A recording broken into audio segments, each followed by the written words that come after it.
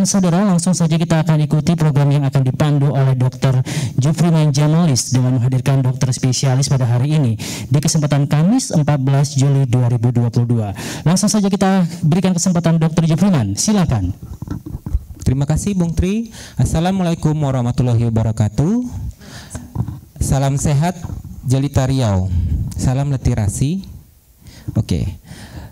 Langsung dari studio 4 di Persib lantai 4 di studio di Pekanbaru, Jalan Sudirman. Saya Dr. Jufriman Jamalis akan memandu program Jelita Gaya Hidup Sehat khusus dialog tentang tema kali ini menjaga kesehatan mental dan kenali gangguan mental sejak dini. Dengan narasumber kita pada siang hari ini telah hadir Dr. Gilang atau dengan nama Dr. Nining Gilang Sari, MCAT, SPKJ, akrab dengan Dr. Gilang ya. Dokter, selamat siang dokter. Selamat siang dokter. Sehat dokter? Alhamdulillah sehat. Oke. Di era sekarang ini dok, banyak kita tempai masyarakat kita khususnya dan orang-orang tercinta sekitar kita banyak mengalami gangguan kesehatan mental ya dok ya. Banyak sekali kan dok dokter temukan di rumah sakit tentunya ya. Betul. Apalagi dengan pasca terjadinya corona kemarin, pasti banyak tuh yang mengalami gangguan mental seperti ekonomi yang drop, terus masalah keluarga, masalah kesehatan dan lain-lainnya kan dok. Nah, untuk mengetahui masalah kesehatan mental ini, kita langsung tanya ke Dokter Gilang sebagai literasi kita pada siang hari ini dan sebagai inspirasi kita pada program cerita siang hari ini. Oke, dokter, sebelum kita mulai tentang tema kita kali ini, kesehatan mental. Apa sih dok kesehatan mental itu pengertiannya dok? Baik, terima kasih atas kesempatan yang diberikan pada hari ini. Saya pada awalnya ini kita telah dulu ya dok ya. Apa sih definisi sehat menurut WHO? Karena kita kan saat ini masih bersumber dari WHO. Di mana kalau definisi sehat menurut WHO itu merupakan cakupan yang cukup luas. Artinya di mana di sini merupakan keadaan yang sempurna baik fisik, mental maupun sosial, dan itu tidak hanya terbebas dari suatu penyakit ataupun kecacatan. Artinya kita bisa secara fisik, mental dan spiritual itu bisa mengalami suatu hal yang kita rasa sempurna. Jadi sementara kalau untuk kesehatan jiwanya sendiri atau kesehatan mentalnya itu sendiri, itu disebut bahwa menurut WHO juga adalah pada saat seseorang merasa bahagia. Oh, bahagia ya, dia dok? merasa bahagia, dia merasa sehat, kemudian dalam beraktivitas sehari-hari dia mampu menghadapi tantangan yang ada dalam hidupnya. Jadi masalah-masalah yang ada dalam hidup dapat beradaptasi, kemudian dapat menerima, ini penting sekali, dapat menerima orang lain sebagaimana seharusnya dan mempunyai sikap positif terhadap diri sendiri dan orang lain. Terkadang kita ngerasa saya sehat kok dok, saya rasanya nggak ada beban dalam hidup, tapi mungkin dalam hatinya kok menantu saya begini ya dok ya, gitu kan? Itu satu gangguan ya dok? Itu merupakan suatu bisa dibilang itu merupakan suatu gangguan, tapi memang belum dapat terdiagnosa merupakan suatu gangguan jiwa secara terdiagnosa, tapi bisa merupakan suatu gejala atau tanda. Tanda-tanda yang awal dapat, ya dok? Awal betul, memicu munculnya bisa menjadi suatu gangguan jiwa. Jadi pada saat dia sudah merasa kok kayaknya diri saya pun juga udah merasa rendah diri, saya kok ternyata nggak sempurna ya gitu, kok orang lain kayaknya hidupnya senang gitu, sempurna. Terutama dengan dunia media sosial saat ini ya dok ya, betul. Kayaknya kalau gampang sekali ya dok. Orang kayaknya kalau kita prinsipnya kelihatannya kalau nggak riba di media sosial itu kayaknya nggak, ya jangan sosmedan gitu kan. Perkembangan zaman ya dok. Pengaruh zaman, pengaruh sekali. Bahkan kadang orang mungkin rela ya berhutang di sana sini supaya di media sosial itu kelihatannya wah gitu. Akhirnya menimbulkan kesenjangan dari orang lain. Aduh, perasaan dia satu sekolah loh sama saya, kok tiba-tiba dia punya mobil terbang ke Turki apa segala macam gitu kan. Akhirnya kita menimbulkan pola pikiran negatif sama diri kita sendiri. Apakah saya salah gitu? Apakah saya kurang berusaha? Apa mungkin saya merasa rendah diri jadinya. Itu juga merupakan salah satu pemicu yang bisa menimbulkan munculnya gangguan mental, Dok. Oke. Tadi tentang pengertian kesehatan menurut WHO ya, Dok. Betul. Nah, kalau pengertian tentang gangguan mental itu sendiri apa sih dok? Baik, itu kalau yang tadi kan gangguan mental kesehatan jiwa menurut WHO ya dok ya. Kemudian kalau berdasarkan secara Indonesianya, secara Indonesianya ada Undang-Undang Nomor 3 Tahun 1966, di mana kesehatan jiwa itu merupakan keadaan jiwa yang sehat, di mana disebutkan sesuai adanya perkembangan fisik, intelektual dan emosional dari seseorang, sehingga dia dapat berjalan selaras dengan kehidupan hidup. Oh, berjalannya selaras dengan kehidupan dia. Betul. Jadi artinya kita bukan berarti harus secara intelektual gitu, misalnya kita harus punya ini gitu ya. Kan itu kalau kita selaraskan saja dengan pola hidup kita gitu. Artinya kita masih bisa bekerja, masih bisa beraktivitas, bisa kuliah dengan baik gitu. Artinya bukan berarti yang bisa kuliah lah yang sehat, kan nggak begitu. Betul. Tapi apapun aktivitas kehidupan kita selaras dia dengan pola pikir kita yang sehat. Tidak mencapai target yang tidak terlalu jauh ya dok. Betul, sesuai dengan hidup yang kita jalani saat ini. Gitu, nah dok. Kalau gangguan mental, kesehatan mental itu sendiri gimana sih dok? Ya, kalau untuk gangguan tentunya itu mengacu dari definisi kesehatan mental yang tadi. Artinya mengalami beberapa hendaya atau beberapa disabilitas. Kemungkinan dia misalnya disabilitas dalam pola pikirnya, artinya dia berpola pikir terhadap diri sendiri itu mungkin negatif, seperti yang saya dia lebih pikiran tadi. Negatif tadi ya? Iya, pikiran negatif terhadap diri sendiri ataupun terhadap orang lain juga, orang lain di sekitarnya. Mungkin merasa orang lain ngomongin dia, orang lain kelihatannya kelihatannya nggak menyambut gitu kan. Itu juga merupakan adanya hendaya atau disabilitas dia dalam melakukan aktivitasnya, bekerja atau bersosialisasi, itu sudah dapat disebutkan menjadi suatu gangguan mental dok. Itu yang tersebut dengan gangguan mental ya dok. Nah kira-kira nih dok, gangguan mental itu sendiri timbulnya seperti apa aja sih dok, gangguan penyebabnya itu? Gangguan mental itu apa aja?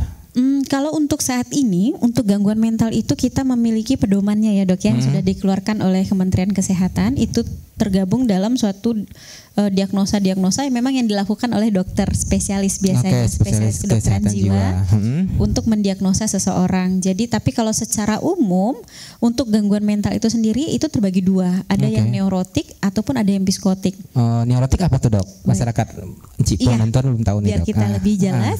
Kalau neurotik itu lebih ke adanya munculnya gangguan perasaan seperti cemas, depresi, gangguan tidur. Nah kondisi-kondisi sulit tidur ya dok? Sulit tidur. Jadi kadang orang bilang saya nggak ada gangguan tidur, tapi dia bisa tidur memang awal, tapi dia sering terbangun tengah malam dan nggak bisa tidur lagi. Itu kan termasuk salah satu gangguan tidur. Jadi gangguan tidur itu tidak hanya untuk memulai tidur, tapi juga bagaimana perjalanan tidurnya, jam berapa bangunnya, seger nggak dia pada saat bangun. Nah itu juga termasuk untuk gangguan tidur. Itu juga faktor salah satunya dok. Betul. Kemudian kalau psikotik itu biasanya dia sudah mengalami gangguan atau hendaya dalam membedakan antara realitas sama apa yang ada dalam pikirannya. Gitu. Jadi, kenyataan dengan di alam pikiran beda. Iya, termasuk di sana salah satunya seperti halusinasi. Misalnya ya kadang kita saya dengar bisikan-bisikan dok kayaknya, tapi kalau dicari nggak ada orangnya, gitu kan. Kalau orang awam bilang itu di ini ada guna-guna atau apa hantu-hantu segala macam ya. Ngerasanya kok kayak ada yang masuk gitu kan. Kalau orang awam biasanya ketindihan, gitu ketindihan, kesurupan gitu. Padahal mungkin itu merupakan salah satu bentuk gejala-gejala dari gangguan mental. Itu salah satunya dok ya. Nah kira-kira dok faktor-faktornya nih dok, pencetusnya itu apa aja sih dok? Timbulnya itu. Baik, untuk sampai saat ini untuk gangguan jiwa sendiri itu faktor-faktor pencetusnya itu beraneka ragam dok, dan memang belum bisa untuk kita pastikan sebab penyebabnya itu apa secara pasti. Tapi banyak faktornya, itu salah satunya mungkin yang pertama adalah faktor lingkungan. Faktor lingkungan misalnya itu sudah dapat dinilai dari faktor lingkungan dari mulai dia bayi. Artinya faktor lingkungan pada saat bayi kan bagaimana perlakuan orang tua, bagaimana dia suasana di rumah yang dia dapatkan. Kemudian masuk ke usia sekolah, tekanan dari rekan sebaya, kemudian ada sekarang tekanan zaman tuh bully-bulian ya dok. Betul, padahal kita kadang nggak ngelihat ya ada masalahnya kok dibully kenapa gitu kan. Itu kenapa kok tiba-tiba dengan gampang menyudutkan seseorang. Nah itu kan tekanan-tekanan mungkin dia tidak bisa lagi dapat menjadi suatu pemicu karena dia tidak bisa lagi beradaptasi. Ada orang yang udah dibully setiap hari ya dia santai aja gitu kan. Kebal ya dok? Kebal dia kayaknya. Karena secara mental dia bisa, mentalnya kuat. Nah kalau bahasa awam begitu, mentalnya kuat ini anak ini udah ditempa segala macam. Jadi sekarang banyak tuh dok kasus yang seperti itu, yang dibully dari lingkungan sekolah gitu, kasus di rumah sakit banyak dok? Cukup banyak untuk saat ini. Makanya kalau saat ini kita alhamdulillah, kalau dulu mungkin gangguan jiwa itu kan merupakan suatu stigma yang negatif di masyarakat. Udah ini ya dok, disingkirkan di keluarga ya dok. Begitu udah ada kelihatan gangguan, ini pasti pokoknya jangan ke rumah sakit jiwa deh atau jangan ke dokter spesialis jiwa deh, malu gitu kan. Nanti udah kita rukiah aja atau kita bawa aja, kita masukkan ke spiritual spiritual cukup gitu kan kadang-kadang. Atau kalau mohon maaf orang pintar gitu atau ke dukun gitu ya. Itu kadang padahal di sana habis waktu, terus habis biaya, terus kemudian juga semakin lama mendapatkan penanganan yang baik, tentunya kondisinya kan akan semakin berat, makin memburuk gitu. Akhirnya udah betul-betul sudah bertahun-tahun, ujung-ujungnya dipasung. Waduh, itu kan kasihan sebetulnya. Banyak itu kasus terjadi dok saat ini? Masih banyak dok. Sebetulnya gerakan bebas pasung itu dari Indonesia sendiri itu udah dicanangkan semenjak dari tahun 2012-an kayaknya. Tapi tidak pernah bisa kita jalankan gitu. Jadi kemarin itu dari tahun 2020 awalnya udah mulai kita inginnya adalah Riau bebas pasung. Tapi kalau kita bergerak sendiri ke daerah-daerah, itu banyak sekali kita masih jumpain pasung. Dan pasung itu mungkin gambaran masyarakat itu adalah kayak diikat, dirantai gitu. Tapi sebetulnya dengan dia tidak boleh beraktivitas, artinya misalnya meskipun tidak dilakukan pengikatan, borgol dan sebagainya, tapi dikurung dalam suatu tempat tanpa boleh melakukan aktivitas apapun, itu juga udah termasuk kayak binatang dalam ini ya dok ya. Betul. Kandang ya. Iya, dikurung gitu di situ. Bayangkan itu. Iya. Oke, itu salah satu tadi dibully ya dok. Terus ada lagi dok? Iya, kalau untuk selain dari itu, faktor-faktor resikonya biasanya yang paling memicu itu adalah lingkungannya dok ya. Lingkungannya. Jadi kadang-kadang kita ada misalnya anak dari keluarga yang broken home, itu kan juga mungkin kurang mendapatkan kurang mendapatkan kasih sayang yang dari salah satu pihak gitu. Kalau sekarang ini saya lebih banyak melihat fenomena anak muda ya sebetulnya dok ya. Apalagi dengan jaringan media sosial. Betul, dengan jaringan media sosial yang sangat cepat gitu.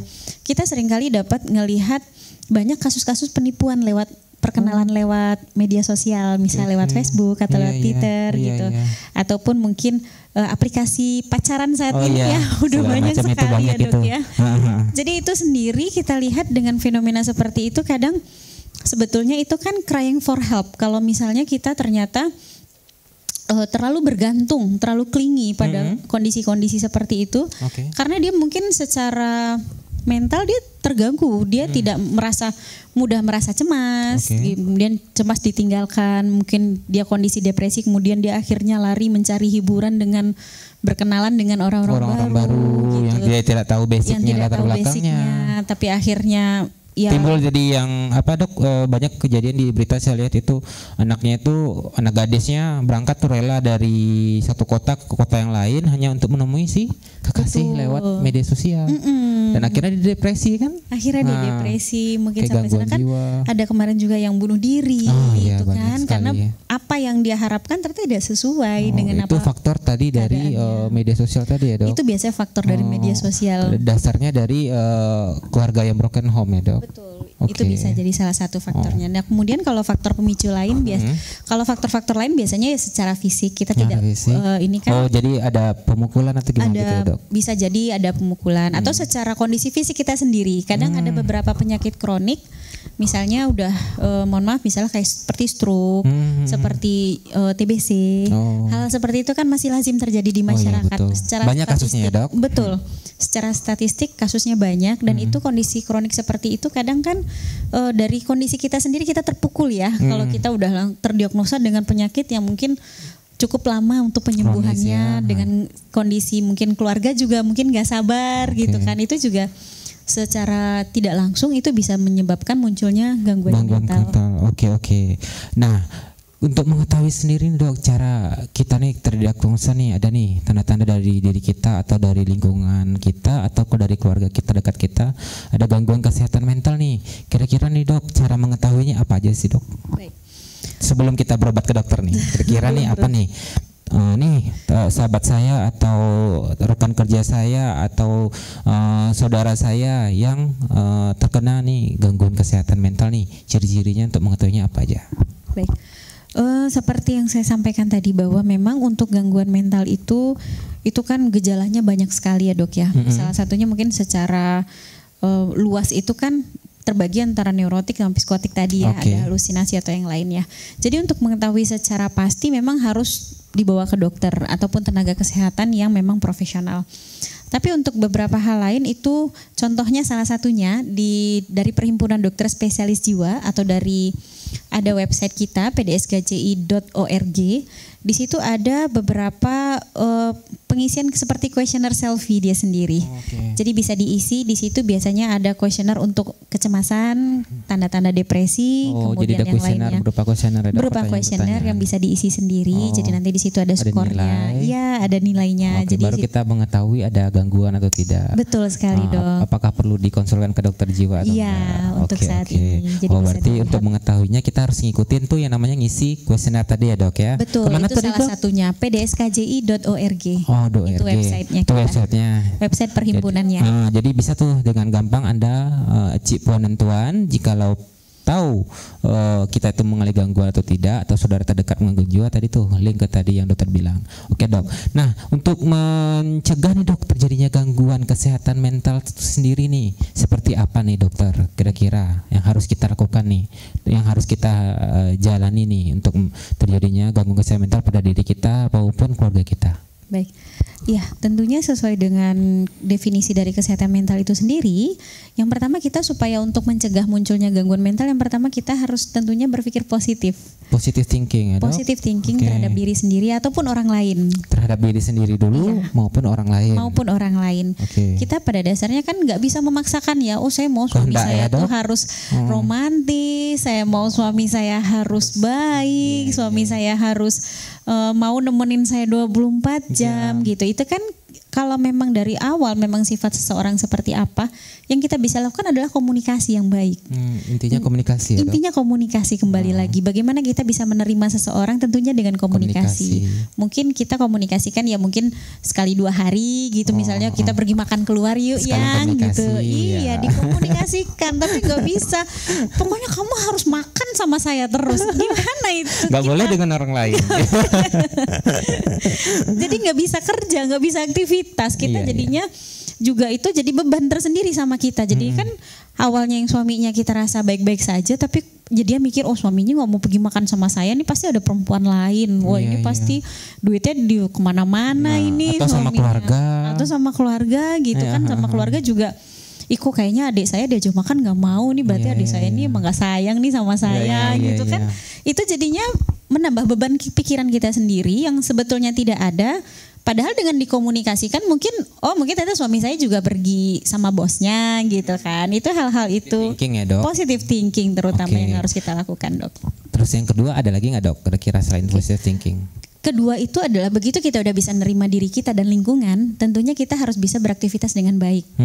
Sesuai dengan apa yang kita rencanakan gitu ya dok ya. Artinya kalau kita lagi kuliah, betul, dengan rutinitas kita kuliah jalani dengan sebaik-baiknya. Kemudian kita juga misalnya bekerja, kemudian dengan hubungan sosial. Kemudian itu yang poin ketiga adalah bagaimana kita bersosialisasi yang baik dengan orang lain. Lingkungan ya dok? Iya, dengan lingkungan. Jadi poin kedua itu kita harus produktif dengan aktivitas dan rutinitas kita. Kemudian yang ketiga adalah bagaimana kita sosialisasi sama orang lain juga. Gitu, kita nggak bisa menutup diri. Begitu kita lihat dari jauh, kayaknya ini gengnya saya nggak bisa ikut nih sama si ini gitu. Terus kita tiba-tiba menutup diri, udah minder duluan, nggak mau, akhirnya nggak mau mencoba sama sekali bahkan gitu, langsung menjudge orang gitu. Itu kan akhirnya menimbulkan beban juga ya sama kita. Bisa memicu juga akhirnya itu untuk muncul gangguan pikiran tadi ya dok. Gitu. Jadi 3 poin tadi yang penting ya dok, yang harus kita jaga supaya tidak jadi gangguan pada diri kita sendiri ataupun keluarga kita. Nah dok, kira-kira nih dok, dengan adanya gangguan mental, pada diri kita, keluarga terdekat ataupun orang di sekitar lingkungan kita, ada nggak dok dampaknya terhadap kesehatan tubuh kita tuh sendiri? Timbulnya penyakit apa? Apakah timbulnya penyakit kulit? Apakah timbul alergi? Ataukah timbul suatu penyakit seperti TBC segala macam atau gula? Menurut dokter gimana? Baik, kalau untuk gangguan jiwa sendiri tadi, misalnya memang tidak bisa sampai saat ini kita tidak menemukan adanya gangguan fisik yang secara langsung ya dok ya berhubungan dengan gangguan jiwa. Tapi contohnya misalnya yang terdapat adalah hubungan-hubungan tidak langsung. Misalnya kalau dia psikotik, dia ada halusinasinya. Terus halusinasi suara-suara bisikan yang nyuruh dia, ayo bunuh diri aja, ayo nyakitin diri gitu. Akhirnya pasiennya karena dia tidak bisa terdapat hendaya berat atau disabilitas berat dalam membedakan suara-suara yang palsu dengan suara-suara yang memang dalam kehidupan nyata, dia mulai mengikuti suara-suara yang palsu itu. Halusinasinya diikutinya. Ya. Jadi akhirnya dia udah dihantukannya kepalanya, kurang kata suara-suaranya kan, ayo sakiti diri lebih banyak lagi gitu, loncat ke sumur kata dia gitu, akhirnya diikutin. Nah kondisi seperti itu biasanya yang sering kita jumpain kalau pada pasien-pasien dengan gangguan psikotik. Kalau gangguan neurotik itu biasanya karena gejala cemas, depresi itu kan termasuk gejala-gejala tambahannya itu biasanya gangguan tidur, gangguan pola makan gitu. Jadi akhirnya dia lemas gitu terus dia nggak makan-makan akhirnya low intake. Seperti itu ya dok ya, yang kayak kasus-kasus model atau yang tadi dibilang dia pengen kurus nggak makan-makan, itu termasuk ya dok? Itu termasuk, karena makanya kita harus lebih diagnosa lagi ya, itu apakah memang karena tuntutan pekerjaan tapi dia tahu gitu, atau memang karena penyakit gitu kan. Ada juga masalah kayak bulimia nervisa gitu kan, itu juga termasuk ya. Tapi itu dari penyakitnya karena dia nggak bisa melawan sebetulnya untuk kondisinya itu gitu. Nah dok, dari semua yang dokter sampaikan tadi tentang itu dok, ibadah spiritual kita terhadap diri kita maupun orang sekitar kita kepada Allah Sang Maha Pencipta, itu pengaruh nggak dok kira-kira? Itu sangat pengaruh sebetulnya dok, karena kalau menurut kita landasan seseorang itu tentunya adalah religinya ya. Religinya gitu, artinya sampai sejauh mana dia bisa untuk mengkondisikan dirinya sendiri. Tentunya kita kan tetap harus ada pegangan ya. Pegangan itu tentunya sesuai dengan bukan agama. Pegangan ini ya dok, orang pintar ya. Bukan. Sekarang kan banyak tuh dok yang pegangan. Lu pegangan apa katanya kan? Kamu pakai pegangan apa ya dok ya? Tetap kita berpegang itu pada agama dan keyakinan masing-masing. Selagi saya rasa kan tidak ada agama yang menyuruh yang buruk pasti ya. Semuanya pasti akan baik. Saya sering sarankan kalau misalnya ada rasanya nggak tenang Bu, cobalah dibawa ke agamanya, diperkuat, ibadahnya mungkin dipertambah lagi gitu. Kita bukan kalau di masyarakat ngomongnya, aduh saya cemas nggak bisa tidur, terus dari masyarakat, ini kurang agama nih gitu, ini kurang dengar kajian atau dengar apa gitu. Kadang udah langsung menjudge seperti itu gitu. Padahal kalau menurut saya kondisi penyakit itu bisa jadi muncul secara tiba-tiba, meskipun bahkan pada seseorang mungkin yang memang secara agama dia sudah menjalankan ibadah dengan baik, bukan berarti dia kurang dalam segi agama, tapi memang penyakit itu bisa muncul kapan saja, pada siapa saja gitu. Mau dia mau ustadz ataupun enggak ustadz ya dok ya, akan terjadi ya dok? Bisa terjadi pada setiap orang gitu, kan penyakit tidak milih-milih sebetulnya. Betul. Nih kalau dia ustadz tuh nggak terjadi gangguan mental, nggak mungkin ya dok ya? Betul, pasti ada aja sebetulnya. Cuman kita nggak bisa tanpa mendiagnosa, tanpa wawancara, kita nggak bisa menjudge seseorang sakit apa gitu, itu nggak bisa. Tapi kira-kira menurut dokter nih dari segi religi atau spiritual itu sendiri, berapa persen sih dok pengaruhnya terhadap gangguan kesehatan mental ini sendiri? Dari sekitar 1 sampai 100 itu berapa persen pengaruhnya dok kira-kira? Kalau sebetulnya saya rasa kalau untuk diberikan angka seperti itu sulit ya dok ya. Karena kan sampai saat ini itu masih topik yang sensitif ya. Stigma masyarakat pun kadang juga masih berpegang pada itu, bahwa sakit ini muncul karena kurang ibadah gitu. Karena saya banyak sekali menemukan hal-hal seperti itu yang disampaikan kepada masyarakat yang penderita gangguan kesehatan mental tuh lebih dijudge oleh masyarakat dia itu terganggunya karena kurangnya spiritual ya dok ya. Jadi, tapi menurut dokter itu bukan hal yang prioritas ya, bukan hal yang semua hal penting kalau menurut kami. Jadi kami tidak ada yang ini harus lebih baik dibandingkan ini, enggak ya. Tapi semua hal itu harus berjalan beriringan karena kan kesehatan jiwa ini merupakan suatu pemeriksaan yang holistik dan menyeluruh. Menyeluruh komprehensif ya, semuanya saling berhubungan pasti gitu pada dasarnya dok. Nah nih dah hampir sampai nih kita di penghujung acara. Nih dok, sebelum acara ini saya akhiri, saya pengen tahu nih dok, kira-kira menurut dokter apa sih yang dokter sampaikan kepada masyarakat Cik Puan dan Tuan di rumah untuk menjaga kesehatan mental itu seperti apa? Kira-kira close statement dari dokter. Silakan dokter. Baik. Saya sebetulnya untuk sebagai bahan penutup, memang yang harus kita banyak lakukan itu terutama mungkin ya itu tadi, menerima diri sendiri dan orang lain secara positif.